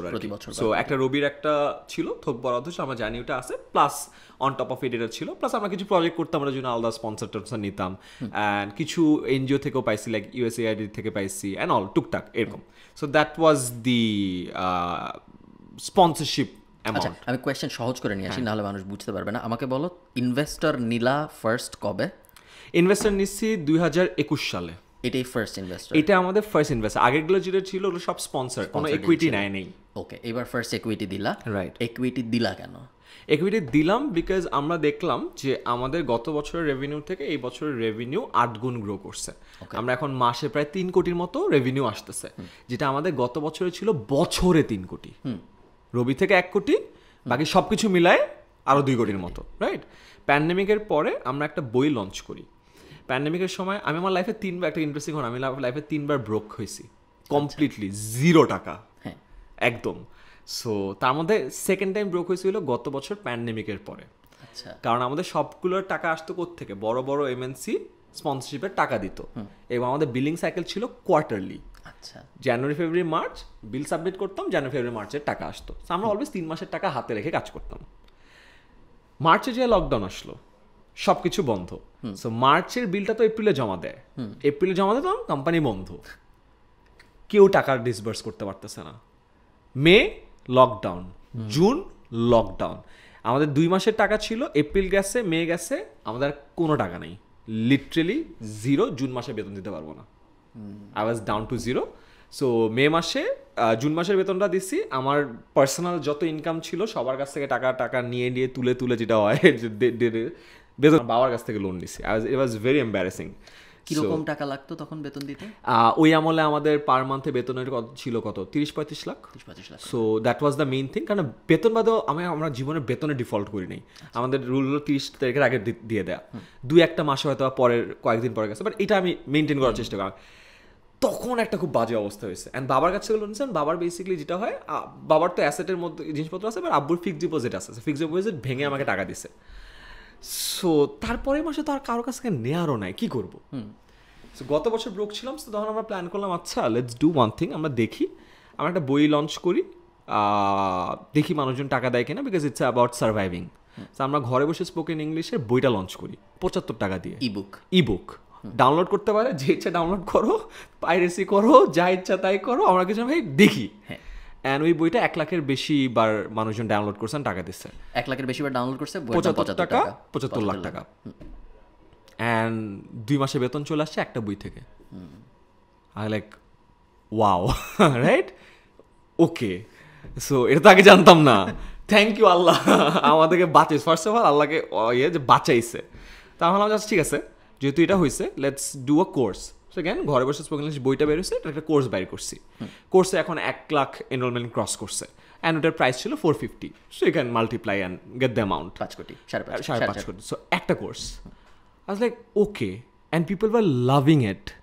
ওটা তো ফার্স্ট কোর্স ছিল না, ওটাই ফার্স্ট কোর্স না, পেইড কোর্স ছিল, ফার্স্ট পেইড কোর্স। তো আগে অনেক ছিল, আমাদের যেমন 25,000 ভিডিও ছিল সব ফ্রি, আমাদের কখনো পেইড কিছু করি নাই, এটা প্রথম একটা পেইড কন্টেন্ট ছিল। ওকে, সো ফার্স্ট এর পেইডটাই 5 কোটি টাকার বিক্রি হয়েছে হ্যাঁ আমাদের এখন পর্যন্ত টিল ডেট আর কি। হ্যাঁ, সো ফার্স্ট পেইড বইটা 1 লাখ, এটাও 1 লাখ ক্রস করছে, অ্যান্ড পিপল ওয়ার লাভিং ইট। আমার যেখানে স্পোকেন ইংলিশে কন্টেন্ট যায় মানুষজন পছন্দ করতেছে, এমন হয়েছে যে আমাদেরকে যত নিউজ আউটলেট আছে, মিডিয়া আউটলেট আছে, ওরা বলছে আমাদের ভিডিও শেয়ার করবে।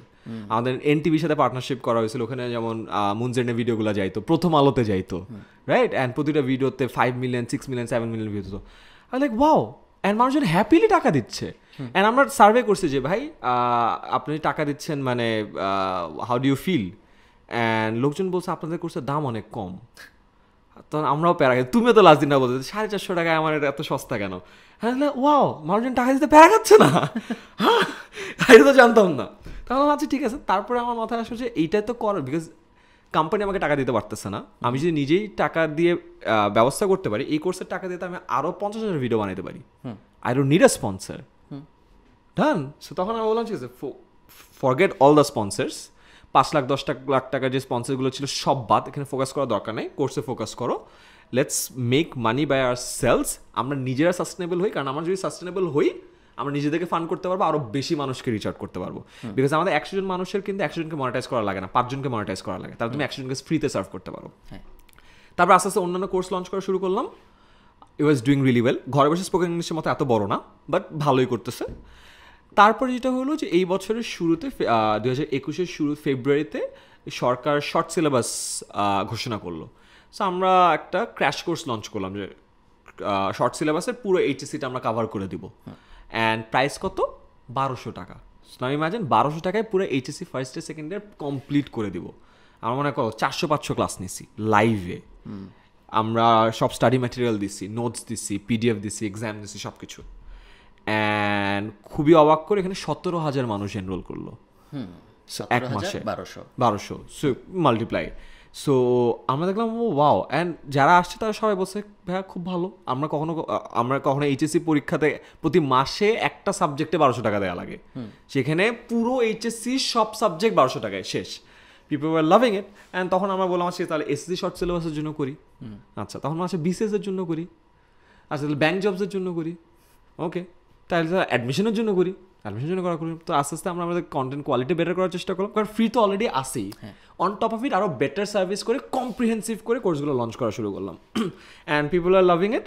অ্যান্ড তখন মনে হলো যে ওকে, আমাদের এটাকে নেক্সট লেভেলে নেওয়ার জন্য এমন কিছু জিনিসপত্র দরকার যেই জিনিসটা আমাদের এই টাকা দিয়ে রোল করে বের করা পসিবল না। যেমন আমরা আমাদের লাইভ ক্লাসগুলো নিতাম ফেসবুকে, এখন লোকজন এনরোল করতো অ্যাপে, কুইজ দিত অ্যাপে, রিসোর্স নিত অ্যাপে, লিঙ্ক দিত ভাই এই গ্রুপে ঢুকে লাইভ করেন। সো এই প্রসেসটা খুবই বাংলা প্রসেস ছিল। বাট আমি যদি ওদেরকে অ্যাপে লাইভ করাইতে চাই, পুরো লাইভ স্ট্রিমিংয়ের সার্ভার কস্টটাকে আমাদের দিতে হবে, ব্যান্ডউইথ নিতে পারতাম, পুরো ব্যান্ডউইথ এটা আমরা নিতে পারতাম, এত টাকা খরচ করতে পারবো না। আর ওই টাকা যদি আবার খরচ করতে চাও ইউ নিড ইনভেস্টমেন্টস, সো ওইটা আমরা নিতে পারতাম না। সো তখন গেলাম ওকে এইটা তো নেওয়া পসিবল না, বাট আমরা এটাও বুঝতেছি যে ফেসবুকে লাইভ করাটা এটা সাস্টেনেবল না, অ্যাপে আসাটা ইজ মাচ বেটার। বাট অ্যাপে আসলে যেটা হয় শুরুর দিকে তোমাকে একটা বিশাল একটা ক্যাপেক্সের ইনভলভমেন্ট আছে প্রতিটা স্ট্রিমিংয়ে। যেমন আমাদের হিসাব যদি বলি, একটা স্টুডেন্ট একটা ক্লাস যদি ফেসবুকে করে সার্ভার কস্ট 0, সেম স্টুডেন্ট ওই লাইভ ক্লাসটা যদি আমাদের অ্যাপে করে সার্ভার কস্ট পার স্টুডেন্ট 9 টাকা। 9 টাকা যদি 1 ঘন্টা পুরো স্ট্রিম করে। এখন আমাদেরকে একটা ক্লাস হয় 1 ঘন্টা থেকে 1.5 ঘন্টা, মাঝে 2 ঘন্টা, বাট ধরে নাও 1 ঘন্টা রাফলি, রাইট? 17,000-এর মধ্যে লাইভে থাকে হলো 7,000, 6,000, 5,000 এরকম স্টুডেন্ট অ্যাট আ গো। ধরে নেই যে 5,000 মানুষ টানা লাইভটা করলো, ওখানে 1 লাখ টাকা শেষ আমাদের। হ্যাঁ, যদি 10 টাকা করে 50,000 টাকা শেষ। সো একটা লাইভে ক্যান ইউ ইমাজিন, সো আমার 5-6টা লাইভ 2.5 কোটি টাকা শেষ। আর যেটা আমি ফেসবুকে করলে একটা পয়সাও লাগতেছে না। বাট সুনার অর লেটার আমাদের এটা করতে হবে, সেটার জন্য ইনভেস্টমেন্ট লাগবে। সো তখন থেকে আমরা ইনভেস্টার খোঁজা শুরু করি। যখন ইনভেস্টর খুঁজতেছো তখন কোম্পানি তো অলরেডি প্রফিটেবল, আমাদের ইবিটটা তখন 25% প্লাস। ইবিটটা মানে ট্যাক্স ব্যাটের আগে ইয়েটা 25% is good, company is running well. Okay, হ্যাঁ তারপর ইনভেস্টর খোঁজা শুরু তারপর ইনভেস্টর খোঁজা শুরু করলাম। ইনভেস্টর কিভাবে খুঁজে? আচ্ছা, সো আমাদের প্ল্যান ছিল হলো ইন্টারন্যাশনাল ইনভেস্টর খোঁজা, বিকজ আমাদের টার্গেট ছিল হলো 2 মিলিয়ন রেজ করা, 2 মিলিয়ন 17 কোটি টাকা। বিকজ আমরা দেখতেছিলাম, যেটা বললাম যে ওই 2.5 কোটি টাকা তো একটা কোর্সে চলে যাচ্ছে। 2 মিলিয়ন রেজ করা না 2 মিলিয়ন ভ্যালুয়েশন? না, ভ্যালুয়েশন রেজ করা। আমাদের টার্গেট ছিল হলো 20 মিলিয়নে 2 মিলিয়ন রেজ করা। So that was the plan. So 20 million মানে 170 কোটিতে। সো মানে কি 10% বিক্রি করতে? হ্যাঁ, 10% বিক্রি করার প্ল্যান ছিল। 170 ক্রোর ভ্যালুয়েশনে 10% দিয়ে 17 কোটি টাকা নেওয়ার প্ল্যান ছিল। That was the plan. So তখন আমরা দেখলাম যে লোকালি এটা পসিবল না, কারণ লোকাল ইনভেস্টরদের চেক সাইজ বলে এটাকে, যে টিকিট সাইজ বা চেক সাইজ, যে কত টাকা চেক দেয়। সো যেটা দেয় যে 50 লাখ, 1 কোটি, ম্যাক্স গেলে 2-3 কোটি দেয়, বাট এর বেশি অ্যামাউন্ট এক থেকে দেয় না। আচ্ছা। সো আমাদের মান্থলি রেভিনিউ তখন 2.5-3 কোটি হয়ে গেছে। সো আমরা একটা 2 কোটি টাকা বা 2.5 কোটি টাকা রেভিনিউ একটা ইনভেস্টমেন্ট আসে, খুব একটা কোনো লাভ নাই। সো তখন আমাদের কোনো ইন্টারন্যাশনাল ইনভেস্টর দেখা লাগবে, এটা মানে খুবই সোজা হিসাব। এখন ইন্টারন্যাশনাল ইনভেস্টরের মধ্যে আমরা একটা লিস্ট করলাম যে কারা কারা সাউথ ইস্ট এশিয়াতে ইনভেস্ট করছে বা করার চিন্তা করতেছে। অনেকেই করছে, আর অনেকগুলো ফান্ড চিন্তা করতেছে। সো খালি বাংলাদেশ ধরলে তো কিছুই পাবো না, সাউথ ইস্ট এশিয়া ধরতাম। সাউথ ইস্ট এশিয়া কারা কারা করতেছে। So we got a huge list করার পর আমরা প্রায়োরিটি করলাম যে আচ্ছা কোনগুলো হইলে বেস্ট হয়। সো বেস্টগুলোকে আমরা করলাম যে এইটা হলে বেস্ট হয়, based on a lot of variables, যে ওরা সাউথ ইস্ট এশিয়াতে বেশি ইনভেস্ট করছে, এর থেকে ইনভেস্ট করছে কিনা, ফান্ড সাইজ কত, এক একটা টিকিট সাইজ কত, একবারে দেয় কি একবারে দেয় না, সাপোর্টিং এলিমেন্টস আছে কিনা, নাকি জাস্ট স্মার্ট মানি না ডাম মানি, মানে আরও হেল্প করবে নাকি হেল্প করবে না, ওরা বেশি প্রায়োরিটাইজ করলাম। সো আমাদের 1 নম্বর প্রায়োরিটি ছিল হলো Sequoia is the biggest investor in the entire world. Like অ্যাপলে ওদের ইনভেস্টমেন্ট আছে, গুগলে ওদের ইনভেস্টমেন্ট আছে, আর ইন্ডিয়ান এডটেক জায়ান্ট যদি বলি, ওয়ার্ল্ডের বিগেস্ট এডটেক বাইজুসে ওদের ইনভেস্টমেন্ট আছে, আনএকাডেমিতে আছে, অ্যান্ড ইন্ডিয়াতে ওদের আছে, সেকোয়া ক্যাপিটাল ইন্ডিয়া আছে, অ্যান্ড বাংলাদেশে এখন right now the biggest startup shop আপে ওদের বাংলাদেশে একমাত্র কোম্পানি যা সেকোয়ার ইনভেস্টমেন্ট পাইছে। So that was the first target, and there are few more. So আমরা অ্যাজ ইউজুয়াল যেটা হয় প্রোটোকল করে আমরা সবাইকে সুন্দর করে পিজিটে করে সবাইকে পাঠাইলাম। সো অনেকের কোহর্ট চলে, অ্যাপ্লিকেশন প্রসেসে অনেকে পাঠাইতে হয়, সবাইকে পাঠালাম। সবাইকে একটা ইন্ট্রোডাকশন নেওয়ার চেষ্টা করলাম, বিকজ একবার পাঠালে সে সবসময় দেখে না যে কেউ যদি চিনে আমাদেরকে একটু ইন্ট্রোডিউস করে দেয়, because the target of the pitch deck is to get to a meeting. Pitch deck দিলে যে টাকা চলে আসবে তা না, পিচ ডেক দিব, দিয়ে ওরা ইন্টারেস্টেড হবে to have a meeting. So first target to have a meeting with them. তো তারপরে ভালো কথা, কয়েকজন মিটিং দিল, কয়েকজন দিল না, as usual same rejection. So তারপরে কয়েকটা মিটিং পাইলাম। তো মিটিংয়ে তারপর পিচ করলাম, পিচ করার পরে আবার ফলো আপ শুরু হলো। সো অনেকজনের সাথে ফলো আপ লুপ শুরু হলো। সেটা আমার শুরু হয়েছিল 2020 সালের ডিসেম্বরের দিকে, নভেম্বর-ডিসেম্বরের দিকে শুরু হয়েছে কনভারসেশন। অ্যান্ড দেন ফাইনালি এই কনভারসেশন চলতে অনেকগুলো এর মধ্যে আমরা আলহামদুলিল্লাহ আমরা সেকোয়ার কাছ থেকে ফান্ডিংটা পাইছি। So that's the first round. আমরা এটা ক্লোজ করছি হলো মানে পুরো করে আমরা আমাদেরকে জানাইছে হলো জুলাই-অগাস্টের দিকে, যে টার্মশিট পাঠাইছে আর কি। টার্মশিট হলো যে একটা বেসিক, যে অ্যাগ্রিমেন্টের আগে যে এই টার্মগুলো লেখা থাকে একটা টার্মশিটে। অ্যান্ড ফাইনালি আমরা ক্লোজ করলাম হলো এই নভেম্বরে ইয়েটা। So it's a long process, আর যেহেতু বাংলাদেশের কোম্পানি এই জন্য একটু টাইমটা বেশি লাগে, কারণ বাংলাদেশের কোম্পানিকে যেটা করতে হয় যে তোমাকে ওরা ডিরেক্টলি বাংলাদেশে টাকা দেয় না, ওরা যেটা করে সিঙ্গাপুরে ওদের জন্য ইজিয়ার হয়। সো আমাদেরকে একটা সিঙ্গাপুরে একটা কোম্পানি খুলতে হয়েছে। সো 10 মিনিট স্কুলের প্যারেন্ট কোম্পানি এখন সিঙ্গাপুরে। সো সিঙ্গাপুরের কোম্পানিটা আবার বাংলাদেশের লোকাল যে 10 মিনিট স্কুলটাকে আছে এটাকে পুরোপুরি অ্যাকোয়ার করে নিছে। অ্যাকোয়ার করে নেওয়ার পরে এখন ওই সিঙ্গাপুরের কোম্পানিতে সেকোয়া টাকা পাঠাইছে, এন্ড ওখান থেকে ইকুইটি নিচ্ছে। বুঝতে পারছি। সিঙ্গাপুরের প্যারেন্ট কোম্পানির নাম কি সেম নাকি তোমরা মেটা ডট ইনক টাইপ কিছু? না, ওটা হলো 10ms tech PT. So 10 minute school পাই নাই। আর ওরা মেইনলি ঝামেলা হয় হলো স্কুল নামটা দেয় না। আচ্ছা, আমরা ইভেন বাংলাদেশেও কিন্তু আমরা 10 মিনিট স্কুল নামে সোল প্রোপ্রাইটারশিপ ছিল, যেটা আমার 2015 সালে যখন আরজেসি থেকে রেজিস্টার করছি as a private limited company, আমরা কিন্তু 10ms লিমিটেড নামে রেজিস্টার। তার কারণ হলো বলছে 10 মিনিট স্কুল না, স্কুল তো দেওয়া যাবে না, কারণ স্কুল তো ওই যে স্কুলের ওই কারণে আমরা অনেক রিকোয়েস্ট করছি, দেয় নাই। তারপরে আমরা বলছি 10ms লিমিটেড। তারপর জি স্যার 10ms মানে কি? আমরা 10 মিনিট স্কুল, না 10ms এর কোনো মানে নেই, 10ms পরে পাইছি আর কি। এই তো নাইস। সো আমরা যদি একদম পুরাটা সামারাইজ করে নিয়ে আসি, একদম ছোট ছোট কিছু ক্লিপ, এগুলো ফেসবুকে ভাইরাল। হ্যাঁ, আচ্ছা, ওকে। ফেসবুকে ভাইরাল হওয়ার ক্লিপ 2021 সালে বেস্ট মান্থে 10ms এর রেভিনিউ কত ছিল, আর ওয়ার্স্ট মান্থে কত? বেস্ট মান্থে 3 বেস্ট মাসে হলো 3, আর ওয়ার্স্ট মাসে হলো 1.5 কোটি। ওয়ার্স্ট মাসে, বেস্ট মাসে 3 কোটি। তুমি কি এখন 10ms থেকে স্যালারি নাও? হ্যাঁ, নেই। বলতে পারবা কত নাও? অ্যারাউন্ড এক্সাক্ট অ্যামাউন্ট তো বলতে পারবো না, 2 এর 2 একটু লাখের উপরে, আশপাশে। হ্যাঁ, 2 লাখ। তুমি তোমার টাকা দিয়ে কি করো? আমার পার্টিকুলার তুমি যখন ভাবতেছো যে আর কিছু জিজ্ঞেস করো, না না না না আমার ওরকম করি না, আমার খুব ইন্টারেস্টিং, আমার টাকা যায় তো টেনএমএস এর ব্যাংক অ্যাকাউন্টে। সো আমাদের সব এমপ্লয়ি স্যালারি অ্যাকাউন্ট আছে। সো আমিও অ্যাজ অ্যান এমপ্লয়ি এই বছর থেকে না গত বছর থেকে আমার স্যালারি আসা শুরু করছে, তার আগে পর্যন্ত স্যালারি ছিল না। সো ফার যেটা হয়েছে আমি আমার কার্ডই পাই নাই। আচ্ছা, তোমার এটিএম কার্ড? এটিএম কার্ডে হ্যাঁ ওটা হয় নাই, কোম্পানির কার্ডটা আমার কাছে থাকে। পার্সোনালটা আমি কোনো এক কারণে হয় নাই, অ্যান্ড করা হয় না, লকডাউনের কারণে আটকে গেছে, ভালো কথা। সো আমার যা টাকা ছিল 1 বছরে পুরো টাকাটা জমা আছে। আমি তোমাকে রিমেম্বার বলছিলাম যে আমি লাইফে 3বার ব্রোক হয়েছি, তার মধ্যে একবার ব্রোক ছিলাম এই যে মাসখানেক আগে, রাইট? সো অ্যাগেন এই যে ইনভেস্টমেন্টের ঠিক আগে আমরা একটু র্যাম্প আপ করছি, বাট টাকা আসে নাই ওই টাইমটাতে। সো যেটা হয়েছে আমার ওই অ্যাকাউন্টে যত টাকা ছিল ওই এক্স্যাক্ট অত টাকা টেনএমএস আবার ঢুকে গেছে ক্যাশ ক্রাঞ্চের সময়। So I haven't got to enjoy ten MS money yet. Hopefully loan, যেহেতু এখন প্রাইভেট লিমিটেড কোম্পানিটা লোন হিসেবে ঢুকছে, লোনটা যখন ব্যাক করবে তখন I will probably get to spend it. Okay, আমরা অনেকক্ষণ কথাবার্তা বললাম। লাস্ট প্রশ্ন সেটা হইল, এই ব্যাপারটা কেমন লাগে যে তুমি বাংলাদেশের সবচেয়ে বড় এডটেক কোম্পানি চালাচ্ছ? অনেক বেশ, মানে আমি জানি না তোমাকে ডিউ ক্রেডিট দেয় নাকি, আমার সবসময় মনে হয় মানুষ আমাকে ডিউ ক্রেডিট দেয় না, বাট আসলে অনেক দেয়, তারপরে আমার মনে হয় দেয় না। আমি জানি না তোমার মনে হয় নাকি, বাট দেওয়া উচিত, যা দেয় তার থেকে আর অনেক বেশি দেওয়া উচিত। বাট সব কনসিডারিং এত ছোট বয়সে, বা বয়স অ্যাসপেক্টটা বাদ দিল, যে এত বড় একটা এডটেক চালাচ্ছ, এতগুলো মানুষ কাজ করতেছে, ফান্ডিং আসতেছে, এই হচ্ছে ওই হচ্ছে, বিশাল ব্যাপার, 3 কোটি 2 কোটি, কোটি ছাড়া কথাই নেই। আমার কাছে পার্সোনালি আমার কাছে মনে হয় যে আমার টিচার যে সত্তাটা আছে বা টিচিং যে ক্যাপাসিটিটা আছে, এই ক্যাপাসিটিটা বা এই সত্তাটা আমার অন্টারপ্রেনার বা উদ্যোক্তা সত্তা বা এটার থেকে একটু বড়। আমার কাছে মনে হয় এটা বড়, আমি জানি না, আর আমার মনে হয় পাবলিক পারসেপশনও সেটা। আমি যদি বলি যে মানুষ আমাকে কী হিসেবে চেনে, আমার টিচার হিসেবে চিনে, আমি কিন্তু অন্টারপ্রেনার হিসেবে কেউ সেলিব্রেট করে না।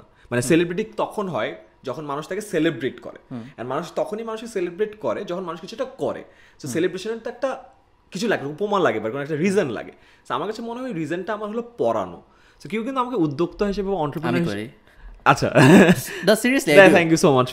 আমি আসলেও করি, এন্ড না করার কিছু নাই। মানে যদি তুমি পুরো উদ্যোক্তা অ্যাসপেক্টটা বাদ রাখো, আমি যদি ধরে নিই তোমার চেহারা কেউ কখনো দেখেই নাই, হ্যাঁ, তারপরেও তুমি টেনএমএস বানাইছো, তারপরেও টেনএমএস এত বড় হইছে, এত রেভিনিউ জেনারেট করতেছে, বাট বুঝছো তো মানে ওই টিচিং অ্যাসপেক্টটা যেটা হয় যে শ্যাডো ওভার শ্যাডো করে। সো ওইটা হওয়ার কারণে যেটা হচ্ছে, আমি না ওই অ্যাঙ্গেল থেকে আমি নিজেও চিন্তা করি না।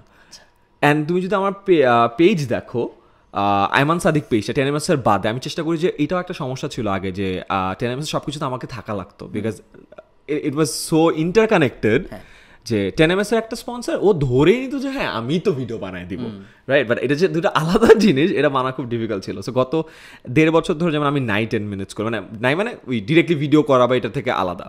তুমি যদি আমার পেজটা দেখো আইমান সাদিক, ওইখানে কিন্তু না মানে টেনএমএস নিয়ে কোনো কথাই নেই, নাথিংস দেয়ার। তুমি কোনো টেনএমএসে কোনো কিছু দেখবাও না, কিছু দেখবো না, দেখবো আমি বিভিন্ন টপিকে পড়াচ্ছি, যাচ্ছে এটাই করতে পারো, এটাই করতে পারো, সেটা সেই করতে পারো। সো ওই হিসেবে যদি দেখি, আমি আমার পার্সোনাল ব্র্যান্ডটাকে যদি দেখি, ফেসবুকে হলো আমার সব থেকে বড় যে এটা মিডিয়ামটা, অ্যারাউন্ড 53 লাখ মানুষ আছে, ওরা কিন্তু সবাই আমাকে চিনে টিচার হিসেবে। সো উদ্যোক্তার ওই এটা না মানে কখনো হাইলাইটেডই হয় নাই, আমিও হাইলাইট করি নাই। সো ওই পার্টটাতে এই জন্যে আমার মনে হয় যে ওই মানুষ ওই যে সেলিব্রেট করার কিছু পায় নাই। সো আমি মানুষকে দোষ দিব না, আমার নিজের কাছে ওই জিনিসটা মানে I will take the blame on me আর কি, যে ওইটা নিয়ে কথা হয় না। আর কথা না বলার একটা রিজনও আছে। Now that I work in the field, আমি তো দেখি যে নাম্বারটা কত, রাইট? সো বাংলাদেশে আসলে স্টার্ট আপের মানুষজনের সংখ্যাটা কিন্তু এখনো অত গ্রো করে নাই। সো আমি দিন রাফসানকে বলতেছিলাম, রাফসানকে বলছে, হ্যাঁ রাফসান বলছে, আরও একজন বলছে যে ভাই আপনি যেমন ফান্ড রেজিং, যেহেতু আমার ফান্ড রেজ করছি, আমি আপনি ফান্ড রেজিং নিয়ে কেন কথা বলেন না? আমি বললাম যে দেখো বাংলাদেশে স্টার্ট আপ আছে 1000, রাইট? ফান্ড রেজ করতে চায় মেবি 100, ইন্টারন্যাশনালি মেবি করতে চায় 50 জন। এখন চিন্তা করো, ওদের জন্য কন্টেন্ট বানায় তো লাভ নাই, রাইট? অ্যান্ড আমার চ্যানেলে দিয়ে লাভ নেই, মানে লাভ আছে of course, we can probably have a round table meeting, একটা ক্লোজ ইনডোর সেশন যেটা দরকার আছে, বাট আমার পেজ থেকে দেওয়ার দরকার নেই, যেখানে 50 লাখ মানুষ আছে। ওরা দেখে বলবে যে কী বলতেছে এটা, ইনভেস্টার কোর্টিং মানে কি, টিকিট সাইজ কি, সব কী বলতেছে। ওই জন্য ওইটা নিয়ে কখনো কথাও বলা হয় না, এই জন্য বলতে পারবো না, মানে বুঝছো তো প্রবলেমটা। সো ম্যাচ করে না এই জিনিসটা। আর তেমন কিছু জিজ্ঞেস করার নাই আইমান? থ্যাঙ্কস এত টাইম দেওয়ার জন্য। মাই অ্যাবসলিউট প্লেজার। স্কেজুয়াল লাস্ট একটা কাজ করবো, এখানে তাকে একটু সাবস্ক্রাইব করতে বল সবাই। Please please, Khalid Farhan is the man. আমি কিন্তু কেটে ভিডিও অ্যাড চালাবো। So please watch his content, is doing a great job and আমি হোল হার্টেডলি বিলিভ করি যে মানুষের যদি সদিচ্ছা থাকে ব্যবসাও করতে পারে অ্যান্ড যে কোনো একটা উপায়ে টাকা